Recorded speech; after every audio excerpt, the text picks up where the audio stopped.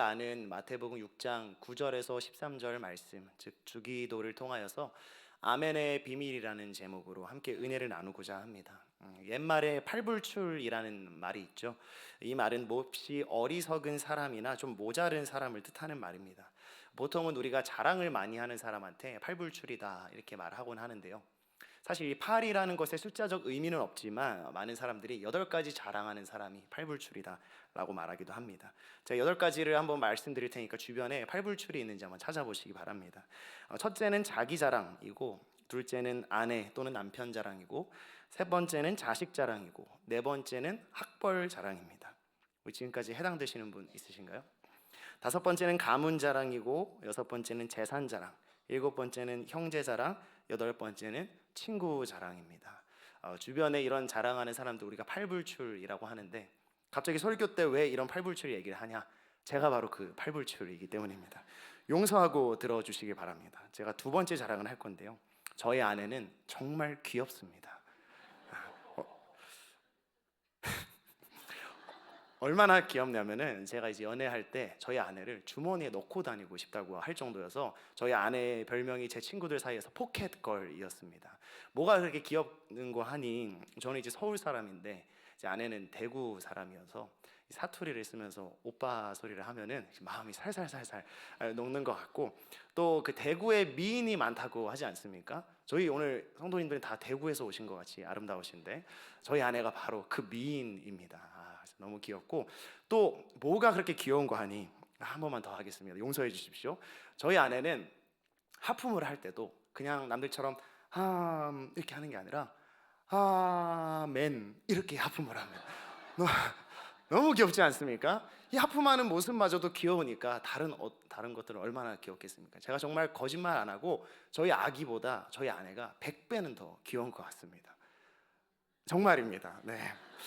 그런데 이제 정신을 차리고 보니까 그 아내가 아멘 하고 하품을 하는 것을 보면서 이런 생각이 하나 들었습니다. 아니, 목사 아내가 하품을 하면서 아멘 하는 것이 과연 옳은가 하는 고민이 들었던 것이죠. 왜냐하면 신성모독적으로 느껴졌기 때문입니다. 또 반대로 어떤 생각이 들었냐면, 아니지, 오히려 삶의 작은 순간에도 아멘 하니까 굉장히 신실한 것인가, 이런 생각을 하면서 아내의 하품을 봤던 기억이 있습니다. 이 모든 건 아내에게 허락을 맡은 것이라는 점 알아주시면 감사하겠습니다. 사실 말씀을 듣고 아멘 하는 것은 믿음의 고백입니다. 교회 안에서 우리가 믿음으로 고백할 때 아멘 하고 대답하죠. 그런데 이 아멘이 교회 내에서 무분별하게 사용되는 것도 사실입니다. 제가 이제 청소년하고 어린이 캠프 사역을 한 10년 정도 했는데, 어느 날 이 취약 아동들이 함께 모여서 캠프를 하는 것을 제가 관리 감독하고 있었습니다. 그런데 그 예배당에서 그 어린 아이들이 막 아멘 아멘 하면서 하나님께 믿음의 선포를 하는 것을 제가 멀리 복도에서 듣고 깜짝 놀라서 이곳에 부흥이 일어났구나 하고 그 예배당으로 달려갔습니다. 갔더니 어떤 목사님이 막 뭘 선포하면은 막 여자애들 남자애들 할 것 없이 다 아멘 아멘 하고 있어서, 저렇게 어린 아이들이 어떻게 믿음의 고백을 할 수 있을까 하고 잘 들어봤더니 목사님께서 오늘 예배 잘 드리면 BTS와 결혼할지어다 하니까 애들이 아멘 하고, 오늘 예배 잘 드리면 남자친구 여자친구 생길지어다 하니까 애들이 아멘 아멘 하면서 막 뜨겁게 하고 있는 것을 보고 제 마음이 아주 차게 식었던 경험이 있습니다. 물론 예배 시간은 아니었고 아이스 브레이킹 시간이었는데요, 이처럼 우리 교회 안에서 목회자나 목사님이 무언가를 선포하면 아멘으로 화답해야 한다는 그런 좀 의무감 같은 것이 있는 것도 사실입니다. 그런데 이것도 잘못 사용하게 되면, 혹시 갑분싸라는 말 아십니까? 갑자기 분위기가 싸해질 수도 있습니다. 어떤 교회에서 어떤 목사님이 설교를 하시던 중에 한국교회 목사가 죽어야 교회가 산다 라고 말했는데, 어떤 성도님이 크게 아멘 해가지고 굉장히 분위기가 이상해졌다는 이야기도 있습니다. 그러니까 이런 여러 가지 이야기들을 종합했을 때 교회 안에 소중한 아멘이 그 의미를 잃어가는 것은 정말 가슴 아픈 일이라고 여기셔야 하는 것이죠. 저는 오늘 이 주기도 말씀을 통해 우리 성도님들이 이 아멘의 가치를 되찾으셨으면 좋겠습니다. 특별히 설교 제목을 아멘의 비밀이라고 한 이유도 이 아멘에 비밀이 숨어 있고 그 비밀을 아는 자들에게 이 아멘은 너무나도 소중한 것이 되기 때문이죠. 특별히 주기도를 통해서 이것을 알아보고자 하는 이유는 주님이 가르쳐 주신 기도라는 뜻의 이 주기도는 어떤 기도보다도 소중한 기도입니다. 근데 이 기도 역시도 아멘으로 끝나고 있다는 사실. 즉 하나님의 아들이 기도를 하는 것도 놀라운데 하나님의 아들이 기도를 할 때 아멘으로 끝난다는 사실은 무언가 중요한 의미를 담고 있는 것이죠. 하나님의 아들 구원자 예수 그리스도께서 아멘 하셨다는 것은 우리도 아멘 할 때 무언가 보증이 돼 있고 확실한 약속이 있다는 사실입니다. 그래서 오늘 설교를 통해 우리 성도님들이 앞으로 아멘 하실 때에는 의무감이나 반사적으로 하시는 게 아니라 예수님이 알려주신 그 놀라운 비밀을 품고 아멘 하시는 성도님들이 되셨으면 좋겠습니다. 아멘은 우리가 많이 들었던 것처럼 이스라엘 어인 히브리어 아만에서 온 단어입니다. 그 뜻은 진실로, 참으로, 그렇게 되기를 바란다 라는 뜻이죠. 그래서 기도 끝에 우리가 아멘 하는 것은 우리가 기도한 대로 그대로 이루어지기를 바란다 라는 뜻으로 사용이 됩니다. 그런데 이 아멘은 이 성경 인물들, 몇천 년 전의 성경의 인물들과 지금 현대를 살아가는 우리 성도들을 하나로 묶어주는 띠가 됩니다. 이 성경 말씀에 아멘 할 때 그 성경 말씀이 우리 삶에도 이루어지는 것이죠. 예를 들어서 신명기 27장 15절에서 16절은 이렇게 기록하고 있는데 우리 한번 같이 읽어보겠습니다.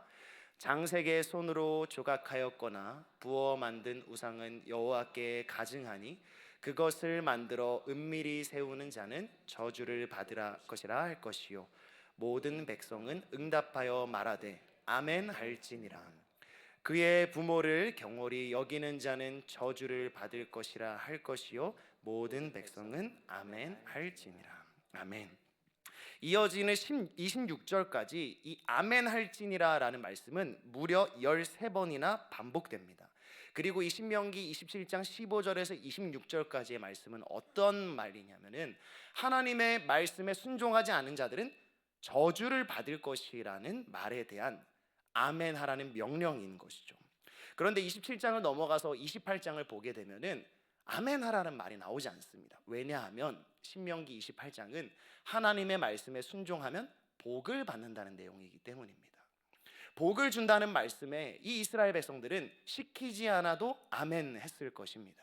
그러나 저주를 선포하는 말씀에는 이들이 쉬이 아멘하지 않을 것이기 때문에 모세는 너희가 아멘하라고 명령했을 것으로 해석하는 것이죠. 우리 역시도 복의 말씀에 아멘이 나온다면 우리도 불순종할 때 저주와 징계가 임한다는 말씀에도 아멘할 수 있어야 합니다. 그런데 사실 조금 망설여지는 게 사실이죠. 저주가 임한다는데 혹시 아멘 했다가 저주를 받으면 어떡하나. 그러나 걱정하실 것이 하나도 없습니다. 어차피 아멘 안 해도 저주를 받으시기 때문이죠. 생각해 보십시오. 하나님의 말씀에 불순종하는 사람들이 이미 저주를 받았을 것이고 아멘 하지 않는다면 마음이 더 굳었다는 사실인데 그런 사람들은 이미 징계와 저주가 임하지 않았겠습니까? 그러니 성도님들 주저하지 말고 심판과 저주의 말씀에도 아멘 하시기 바랍니다. 왜냐? 그 아멘은 내가 저주를 받아도 괜찮다는 의미가 아니라 경고의 말씀에 하나님의 말씀대로 앞으로 살아가겠다고 굳게 다짐하는 확약이 되기 때문인 것이죠. 그러니 우리는 하나님의 징계의 말씀에도 아멘하며 다짐해야 합니다. 우리가 흔히 복음을 복된 소식이라고 말하는데 이 복음에는 복 주신다는 말만 들어있는 것은 아닙니다. 많은 그리스도인들이 회개하기만 한다면, 많은 그리스도인들이 기도하기만 한다면 다 용서받을 것이라고 생각하지만 그렇지만 그렇게만 생각하는 것은 잘못된 것입니다. 하나님은 분명히 성경에서 너희가 말씀과 성령을 따라 살지 않으면 징계가 임할 것이고 성령을 근심하게 한다면 너희에게 저주가 임할 것이라고 말하고 있다는 것이죠. 우리가 비록 율법의 저주라는 것에서 자유로워졌더라도 하나님의 새 언약을 깨트리고 성령을 따라 살아가지 않으면 복이 아니라 재앙이 임합니다. 그래서 우리는 날마다 이런 것들을 두려워하기 때문에 회개하며 하나님 앞에 바르게 살아가야 하는 것이죠. 그래서 이 아멘을 더 강조하며 살아가야 하는 것입니다. 그런데 이런 이야기를 듣다 보면 그런 생각이 들 수 있습니다. 아니 우리가 하나님 말씀을 듣지 않아서 저주나 징계를 받게 된다면 우리가 구약의 백성들과 뭐가 다르지? 행위로 구원을 얻는다고 생각했던 사람들과 뭐가 다르지? 라고 생각할 수도 있습니다. 그러나 이 신약의 백성들, 예수님을 믿는 백성들은 구약의 백성들과 완전히 다릅니다. 왜냐? 구약의 백성들은 그 불순종의 저주를 스스로 받았지만 우리들은 이 불순종의 모든 저주를 예수 그리스도께서 감당하셨음을 믿는 사람들이기 때문입니다. 갈라디아서 3장 13절 말씀을 함께 읽고 아멘 했으면 좋겠습니다. 그리스도께서 우리를 위하여 저주를 받은 바 되사 율법의 저주에서 우리를 속량하셨으니 기록된 바 나무에 달린 자마다 저주 아래에 있는 자라 하였음이라. 아멘. 예수님은 우리 대신에 십자가에서 모든 율법의 저주를 받으셨습니다. 하나님은 율법을 불순종하는 사람들에게 저주가 임한다고 하셨는 그 신명기 27장의 말씀을 이루신 것이죠. 더불어 율법을 지키는 사람은 복을 받는다는 신명기 28장의 말씀도 이루셨습니다. 우리가 하나님의 말씀을 안 지키더니 나한테 저주가 안 임하는데? 나한테 오히려 복이 임하는데? 하나님의 약속은 잘못된 것 아닌가? 라고 생각하실 이유가 없습니다. 우리의 모든 저주는 예수님이 감당하신 것이고 그 복은 예수님 안에서 우리에게 복이 된다는 것이죠. 그러므로 우리가 여기서 알아야 할 것은 모든 말씀은 예수님 안에서 아멘이 된다는 사실입니다. 모든 기도는 예수님 안에서만 이루어진다는 사실입니다. 우리는 예수님이 없이는 그 무엇도 하나 이룰 수 없는 존재들이라는 것이 바로 이 아멘 속에 숨어있는 비밀인 것이죠. 그래서 이제부터 우리가 하나님의 말씀에 불순종했을 때 징계를 받게 된다면 그것은 저주가 아니라 아버지가 아들과 딸들에게 주는 사랑스러운 채찍질, 사랑스러운 징계가 될 것입니다. 그래서 히브리서 12장 6절에서 8절은 우리에게 이렇게 사랑스럽게 고백하고 있는 것입니다. 우리 함께 읽겠습니다. 주께서 그 사랑하시는 자를 징계하시고 그가 받아들이시는 아들마다 채찍질 하심이라 하였으니 너희가 참음은 징계를 받기 위함이라.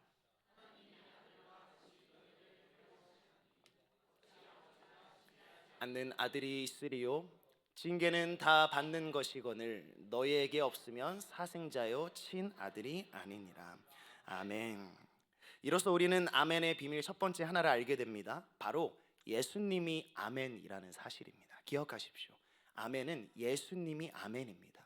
고린도후서 1장 20절에 이렇게 기록하고 있는데 제가 한번 읽겠습니다. 하나님의 약속은 얼마든지 그리스도 안에서 예가 되니 그런즉 그로 말미암아 우리가 아멘하여 하나님께 영광을 돌리게 되느니라. 아멘. 무슨 뜻인가요? 그분 안에서 하나님의 모든 말씀이 이루어진다는 뜻이죠. 예수님을 통하여야만 하나님의 모든 말씀이 우리에게 이루어진다는 사실입니다. 그러므로 우리가 기도 끝에 아멘 한다는 것은 나의 의로움이나 나의 행동이나 나의 무엇을 가지고 아멘 하는 게 아니라 예수님의 십자가 공로를 의지함으로 죄인된 나도 아멘으로 하나님께 기도할 수 있다는 예수님을 의지하는 도구가 되는 것이 바로 아멘입니다. 그러니 성도님들, 오늘 일주일간의 삶이 너무나도 부정하여서 내 스스로 하나님께 기도하기가 너무 죄책감이 들어서 망설이고 있으시다면 주저없이 아멘 하시기 바랍니다. 왜냐하면 우리의 기도는 내 힘이 아니라 우리를 위해 모든 율법의 요구를 이루신 그 저주를 받으사 모든 복을 우리에게 주신 예수님께 있기 때문입니다. 바로 그것을 믿으시고 이루시는 여러분들 되시기를 소망합니다. 그래서 우리가 주기도 역시도 예수님의 이름으로 기도해야만 하는 것입니다. 오늘 말씀을 읽어보면 예수님께서 예수님의 이름으로 기도합니다 아멘이라고 하지는 않습니다. 그러나 아마 예수님이 십자가에 돌아가시고 부활하신 다음에 주기도를 가르치셨다면 예수님은 반드시 나의 이름으로 기도하고 아멘하라고 덧붙이셨을 겁니다. 그러나 요한복음 16장 24절 말씀을 보면 예수님 안에서 모든 기도는 예수님의 이름으로 드리는 기도임을 우리가 알 수 있습니다. 한번 같이 읽겠습니다. 지금까지는 너희가 내 이름으로 아무것도 구하지 아니하였으나 구하라 그리하면 받으리니 너희 기쁨이 충만함이라. 아멘. 무엇이든지 예수님의 이름으로 구하시고 그것을 받아가시는 우리 사랑하는 하나님의 자녀 성도님들 되시기를 간절히 소망합니다. 아멘의 두 번째 비밀은 무엇일까요? 이 아멘은 예수님 안에서 아멘이라는 게 첫 번째 비밀이라면 두 번째는 하나님의 뜻대로 구하는 자들에게 아멘이 된다는 사실입니다. 예수님 안에서만 구한다고 아멘 되는 것이 아니라 하나님의 뜻대로 구하는 자들에게 아멘이 된다는 사실이죠. 이 주기도는 제가 정말 좋아하고 사랑하는 기도입니다. 아니, 하나님의 아들이 미천한 제자들에게 기도하는 법을 모른다고 해서 가르쳐 주신 기도라니, 그렇다면 그 기도는 흠잡을 것 없이 완전한 기도일 것입니다. 즉 최고의 기도고 보증된 기도고 기도의 완성이라고 해도 흠잡을 데 없는 완벽한 기도 아니겠습니까? 저는 만약 기도하는 법을 모른다면 이 주기도를 하나님께 드린다고 권유하고 싶습니다. 그런데 우리가 주기도를 접하게 되는 것은 어린 영아 때부터입니다. 그러다 보니 주기도의 의미에 대해서 생각하기보다는 하늘에 계신부터 아멘까지 한숨에 읽을 수 있는, 여기 있는 성도님들은 아마 다 한숨에 읽으실 수 있으실걸요. 그리고 고등학생쯤 되면 주기도는 어떤 것이냐면, 이 목사 안수를 받지 않은 교역자가 있다 보면 주기도로 이제 예배를 끝나지 않습니까? 예배를 끝마치는 마법의 주문이 됩니다. 졸고 있던 학생들도 자, 주기도로 예배를 마치겠습니다, 하늘에를 시작하는 순간부터 눈이 떠지기 시작하는 것이죠. 그러다 보니 우리 역시도 주기도를 할 때는 그 소중함을 잃어버린 채 처음부터 끝까지 그냥 읊어버리는 경우가 허다합니다. 그런데 여러분, 유념하셔야 할 게 이 주기도는 굉장히 무서운 기도라는 사실입니다. 제가 주기도를 한번 요약해 볼까요? 주기도의 첫 번째는 나는 하나님의 이름이 거룩히 되는 것이 제일의 목적입니다 라고 고백합니다. 내 나라가 아니라 하나님 나라가 세워지는 것을 원합니다. 세 번째는 그것을 위해 저는 하루 벌어 하루 먹을 양식만 있으면 됩니다. 저는 모든 사람들의 죄를 용서하고 사하겠습니다. 그리고 저의 나라와 권세와 영광을 모두 아버지께 드리겠습니다. 그리고 아멘으로 도장을 쾅 찍어버리는 것이죠. 만약 성도님들이 1년치 양식을 구하셨다가 주기도를 해버리신다면 이미 여러분은 하루 먹을 양식만 하나님께 구한 사람들이 되어버리는 것입니다. 여러분들이 자기 욕심을 위해서 기도하다가 주기도를 드려버리시게 되면은 내 나라가 아니라 하나님 나라만 구한다고 도장을 쾅 찍어버리게 되는 것이죠. 그러니까 저는 이 주기도는 절대로 허투루 하면 안 되는 기도라고 생각합니다. 가능한 한 안 할수록 우리에게 좋은 기도인 것이죠. 그러나 이 주기도에 숨겨진 비밀은 우리가 주기도를 드리지 않더라도, 우리가 주기도를 드리지 않을수록 우리에게는 저주와 징계가 임할 것이요, 반면에 우리가 주기도의 기도대로 기도한다면 하나님은 반드시 응답하여 주실 것이라는 사실입니다.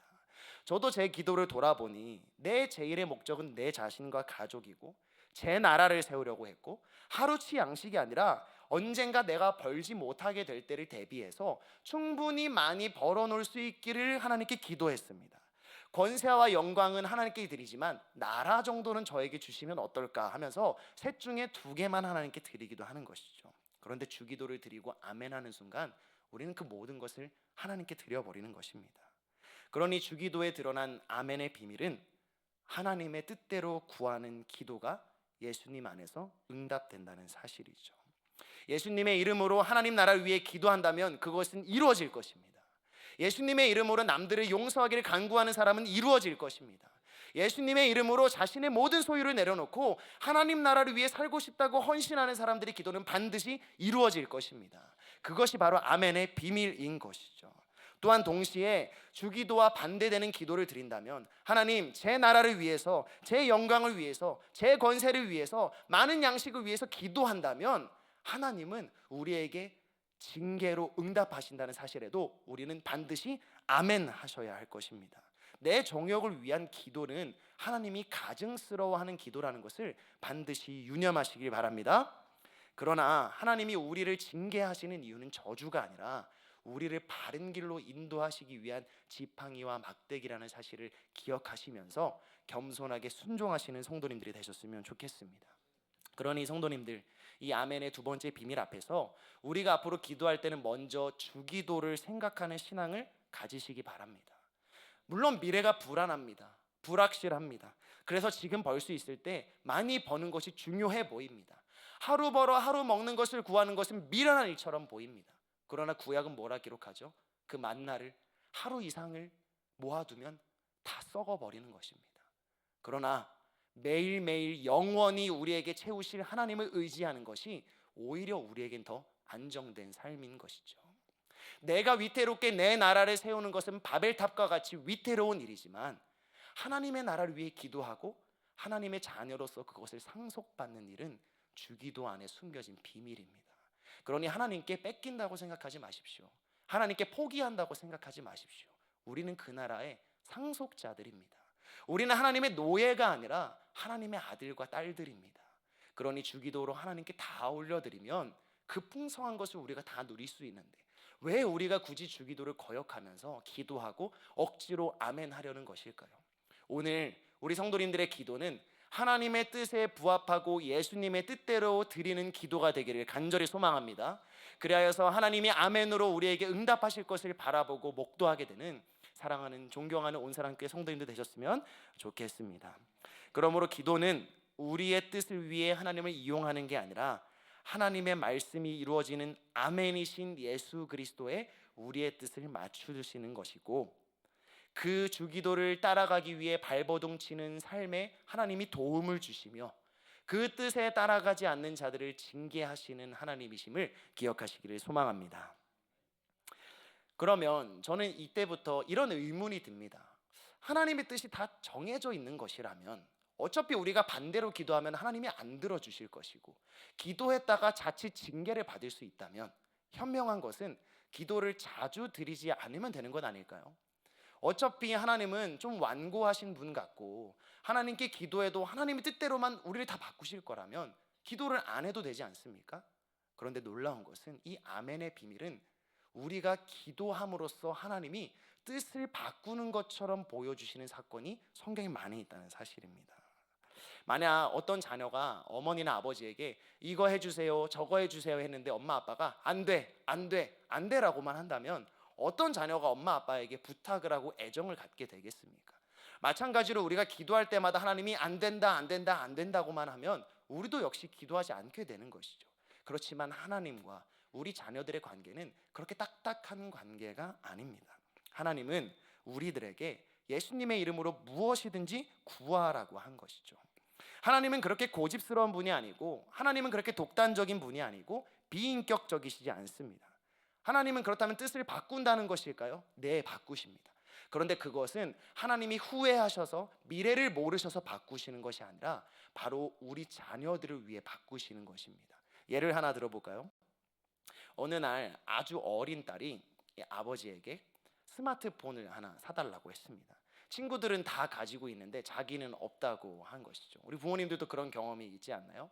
근데 이 아버지가 생각할 때 이 어린 자녀가 스마트폰을 사용하기에는 아직 너무 어린 것 같아서, 그리고 이 미디어의 노출이 아이들에게 끼치는 영향이 너무 지대하니까 지금은 안 된다고 생각해서 안 돼라고 말했습니다. 이때 아버지의 뜻은 스마트폰을 사주지 않는 것입니까? 아니면 자녀가 잘 되길 바라는 것입니까? 자녀가 잘 되길 바라는 것이겠죠. 그렇지만 자식은 그걸 알까요, 모를까요? 모르죠. 저도 자식인데 그런 거 잘 모르는 것 같습니다. 딸은 처음에 상심했습니다. 우리 아빠는 못됐다, 우리 아빠는 돈도 없어, 스마트폰도 안 사줘, 낙심하고 상심했는데, 근데 딸이 생각해 보니까 그동안 우리 아빠는 늘 나에게 좋은 것을 해줬는데 왜 스마트폰을 안 사주실까? 아버지의 선하심에 의거해서 생각을 하기 시작합니다. 마침내 어렴풋이 아빠가 무슨 선한 뜻을 가지고 있겠거니 생각한 딸은 준비하기 시작합니다. 포기하지 않고 준비하는데 뭘 준비하냐면 무려 100페이지짜리 프레젠테이션을 준비한 거죠. 그 프레젠테이션의 제목은 내가 스마트폰을 사용해도 괜찮은 이유에 관하여 라는 프레젠테이션입니다. 그래서 아버지를 앉혀놓고 딸이 설명하기 시작합니다. 아버님, 소녀가 스마트폰을 사용한다고 하셔서 많이 놀라셨죠? 그렇지만 걱정하실 일이 아무것도 없습니다. 왜냐하면 저는 유해 어플을 사용하지 않을 것이고 하루에 3시간만 사용할 것이며, 만약에 음란하거나 선정적인 것이 나오면 엄마 아빠에게 보여주고 이것을 봐도 되는지 물어볼 것입니다. 만약에 너무 폭력적인 것이 나온다면 부모님의 시청 지도를 받을 것입니다. 그리고 앞으로 저는 스마트폰을 사용함으로써 공부 효율이 20% 정도 오를 예정이며, 그리고 제 친구들과의 유대관계를 통해 저희가 더 밝고 아름다운 아이로 자랄 수 있다는 줄구절절한 이야기를 100페이지를 써서 보내준 것이죠. 여러분의 자녀가 이렇게 프레젠테이션 한다면 사주시겠습니까? 안 사주시겠습니까? 저는 바로 아이폰 바로 사줍니다. 네, 사줄 것 같습니다. 그러면 이 아버지가 처음에 안 된다고 했다가 스마트폰을 사준 게 뜻을 바꾼 겁니까? 그렇지 않죠. 아버지의 뜻은 원래부터 자녀가 잘 되길 바라는 것이었습니다. 그러나 자녀가 그것을 받기에는 아직 부족하다고 생각했던 것이죠. 그런데 이 딸의 프레젠테이션은 일련의 기도가 된 것입니다. 아버지, 그것을 저에게 주신다 하더라도 저는 선하게 하나님 나라를 위해 사용하겠습니다. 하나님, 제가 재산을 구하는 이유는 제 나라와 정욕 때문이 아닙니다. 제 주변에 있는 사람에게 흘려보내기 위하여서, 하나님이 제게 맡기신 것들을 감당하기 위하여서 구하는 것이니 주님, 저에게 그것을 주시고 그것을 감당할 수 있는 힘도 허락해 주세요. 이 딸은요, 스마트폰을 얻는 것보다 더 큰 것을 얻었는데 바로 성장했다는 것과 아버지의 선하심을 인정하게 됐다는 것이죠. 이 아버지는 뜻을 바꾸었지만 그럼에도 불구하고 이 아버지는 목적을 이뤄냈습니다. 딸이 성숙해진 것이죠. 하나님이 우리에게 원하는 것은 정해진 답안대로 기도하기를 원하는 것이 아닙니다. 무조건 주기도로 원하는 대로만 기도하는 것을 원하는 게 아닙니다. 이 주기도에 담겨져 있는 뜻을 우리가 발견하고 그 뜻에 따라 하나님께 기도하고 하나님을 설득하는 것을 원하는 것이죠. 기도가 설득이라는 말이 잘 이해되지 않을 수도 있습니다. 그런데 구약의 우리 히스기야를 한번 볼까요? 그는 죽게 되었습니다. 그때 하나님을 설득하기 시작하죠. 뭐로 설득하죠? 자신이 그동안 얼마나 선하게 살아왔는지 하나님께 설득합니다. 그러나 거룩하신 하나님께 자신의 선함을 가지고 해봤자 어떤 설득이 되겠습니까? 그런데 그는 기도하며 하나님께 간구하며 하나님이 뜻이 바꿔줄 것을 간구하며 오히려 자신의 뜻을 바꾸기 시작합니다. 그때 하나님은 히스기야에게 15년의 인생을 더 허락하시게 된 것이죠. 즉, 설득이라고 하는 것은 하나님을 설득하는 게 아니라 기도하는 내 자신을 설득하여 하나님의 뜻대로 나아가게 하는 것. 이 아멘의 비밀 세 번째는 바로 이렇게 기도할 수 없는 순간에도 하나님의 선하심을 신뢰하며 계속해서 기도해야 한다는 사실입니다. 우리가 기도해야 할 수 있는 이유와 근거는 하나님은 우리의 선하신 아버지이시기 때문입니다. 그러나 우리 성도님들, 그동안 기도했는데도 응답받지 못하셨습니까? 더 이상 기도가 나오지 않으십니까? 그럼에도 오늘 기도하십시오. 하나님께 그것을 구하는 이유에 대해서 구구절절 설명하십시오. 하나님의 선하심에 의지하며 기도하십시오. 그렇다면 하나님은 그것이 하나님의 뜻에 합한 것이라면 우리에게 허락해 주실 수도 있을 것입니다. 그러나 그게 허락되지 않는다 하더라도 하나님은 우리에게 하나님의 뜻이 무엇인지를 반드시 응답해 주실 것이라 저는 믿어 의심치 않습니다. 그러니 모든 능력을 총동원해도 도저히 할 수 없는 일을 위해 기도하는 것은 불가능한 일이 아니라 교회의 사명인 것입니다.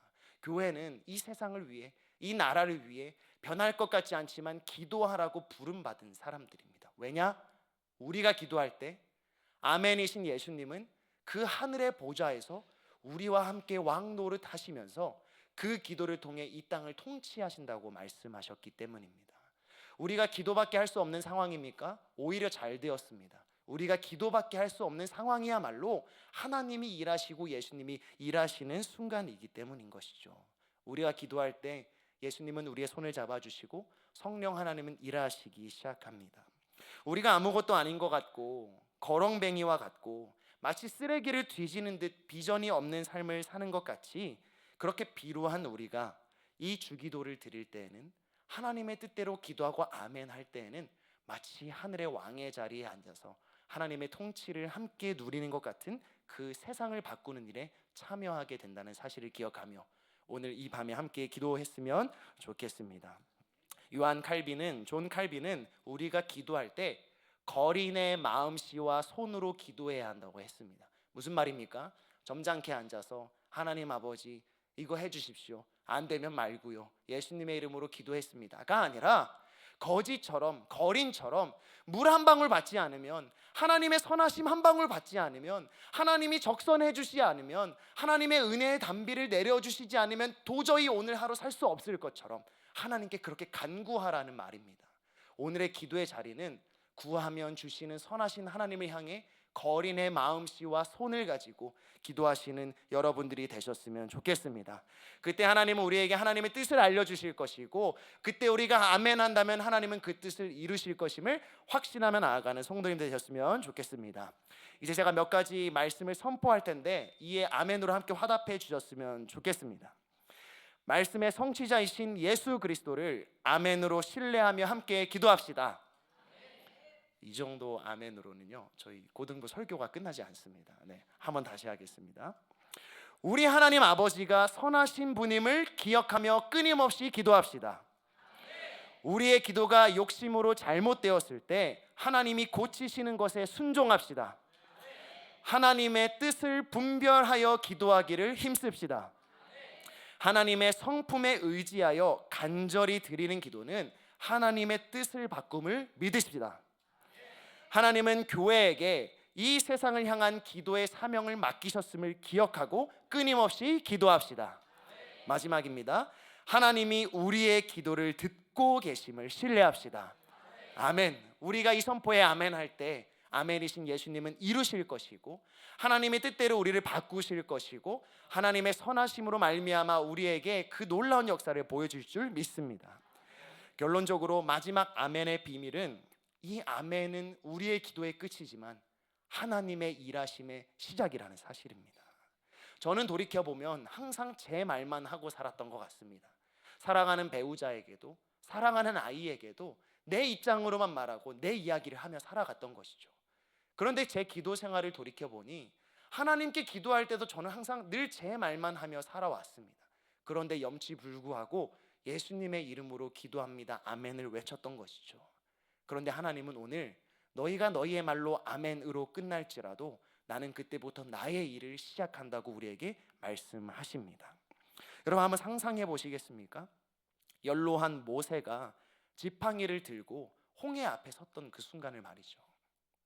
모세는 이집트의 왕자로 길러지면서 왕성하였던 그 40대에 이집트인들을 돌로 쳐 죽입니다. 준비가 되어 있던 것이죠. 내가 이집트의 왕자로 길러졌지만 나는 히브리인이다. 이 노예인 히브리 족속을 구원할 정의의 사도다. 하나님께 선택받은 자다. 그래서 자신의 혈기왕성한 힘을 믿고 이집트인들을 돌로 쳐 죽인 것이죠. 그런데 하나님은 어떻게 하십니까? 그를 광야로 몰아내십니다. 무려 40년 동안 말이죠. 이 모세는 얼마나 낙심했는지 자신의 자녀 이름을 게르솜이라고 짓는데 나그네 되었다라는 뜻입니다. 그 모세가 40년 동안 광야에서 뭘 했을까요? 난 이제 아무것도 할 수 없다. 나는 틀렸다. 나는 글렀다. 의지할 것은 하나님밖에 없는데 그 하나님마저도 내게 없어졌다고 생각했을 수도 있습니다. 그러나 사실 모세가 의지했던 것은 하나님이 아니었습니다. 모세가 의지했던 건 자기 자신이었던 거죠. 근데 모세가 연로하여지는 80세 나이가 되었을 때 하나님은 떨기나무 가운데 그를 찾아가십니다. 그리고 모세에게 말하죠. 이제 이스라엘을 향해서 너가 사용될 때다 말이고. 근데 모세는 뭐라고 대답합니까? 하나님, 저는 말을 잘 못합니다. 이 말의 뜻은 무엇이냐면 하나님, 제가 해석하기로는 제가 40살 때 왕성할 때 저를 불러주셨으면 이미 일이 끝나고도 남았을 텐데 왜 이제 와서 다 연로하여져서 아무것도 못하는 제게 찾아오셨습니까? 저는 말을 못하니까 저 안 할래요. 그때 하나님은 아론을 내게 붙여준다. 그리고 내가 너와 함께 있을 것이라고 말하기 시작하는 거죠. 그런 모세가 어찌저찌 10가지 재앙을 끝에 이집트인에서 달아나서 이스라엘 백성들을 끌고 도망쳤는데 홍해가 가로막고 있는 것입니다. 그런데 이 모세는 그때 깨달았죠. 나의 힘으로는 안 되지만 하나님의 힘으로는 가능할 것이다. 그래서 그 모세는 아멘하며 지팡이를 홍해 앞에 내밀게 됩니다. 어떤 일이 벌어졌습니까? 하나님이 일하기 시작하셨던 것이죠. 제자들은 오병이어의 사건을 하면서 과연 이 광주리에 이 도시락에 담아있는 것이 이 수많은 사람을 먹일 수 있을까 고민하기 시작합니다. 그러나 그들은 아멘하며 그 바구니 안에 손을 넣고 그것을 다른 사람에게 나누어줬을 때 오병이어의 기적은 일어났습니다. 하인들이 이 물이 정말로 포도주가 될 것인가 고민하면서도 순종하며 아멘으로 그것을 혼인잔치에 가져갔을 때 물이 포도주로 변합니다. 그 어리고 약한 다윗이 겨우 물맷돌 몇 개 주워들어 하나님을 모욕하는 골리앗 앞에 섰을 때 그때를 한번 상상해 보십시오. 그러나 그 다윗의 손에서 돌이 떠나갔을 때 하나님은 일하기 시작합니다. 우리도 그 순간에 서 있습니다. 우리가 아멘으로 기도하는 순간에 하나님은 일하시고 기적이 일어나기 시작하는 것이죠. 내 뜻이 아니라 하나님의 순종하여 나아가는 바로 그 순간이 하나님이 우리에게 응답하시는 순간입니다. 여러분이 하나님의 뜻을 간파하고 기도하는 그 순간 어떤 일이 벌어질까요? 하나님이 일하기 시작하는 것입니다. 그러니 기도하기 전에 우리는 늘 성령 하나님의 조명하심으로 이 말씀을 보기를 열심히 감아 읽어야 하는 것입니다. 말씀을 읽다 보면 바로 그 성도들, 그 성경의 인물들이 마주했던 그 순간이 찾아옵니다. 그리고 성도님들, 주어진 모든 하나님의 말씀에 아멘하시고 순종하는 자세를 가지십시오. 그것이 경고와 징계, 우리에게 불편한 말씀이더라도 말입니다. 그때에 하나님은 우리에게 찾아와서 문을 두드리십니다. 아멘의 성취자 되신 우리 중보자 예수님을 의지하며 하나님께 간구하십시오. 그렇다면 그분이 잠들어 계시던 배에서 일어나셔서 그 풍랑을 잠잠하게 하실 것이라 믿어 의심치 않습니다. 그리고 위대한 아멘의 결말, 우리 예수님은 반드시 다시 오십니다. 오늘 기도하실 때 우리의 아멘이신 그 예수님이 그 위대한 결말, 다시 오셔서 심판하시고 믿는 자들을 구원하셔서 새 하늘과 새 땅 가운데 우리를 살게 하실 그 마라나타 아멘 주 예수여 오시옵소서라는 마음을 가지고 아멘 하시는 성도님들 되기를 간절히 소망합니다. 바로 그때 우리는 아멘의 비밀인 하나님의 일하심과 영광을 보게 될 것입니다. 이 말씀을 기억하시면서 아멘 하시며 기도하는 우리 모든 성도님들께 바로 그 놀라운 하나님의 임재와 영광이 있기를 간절히 소망합니다. 함께 기도하겠습니다.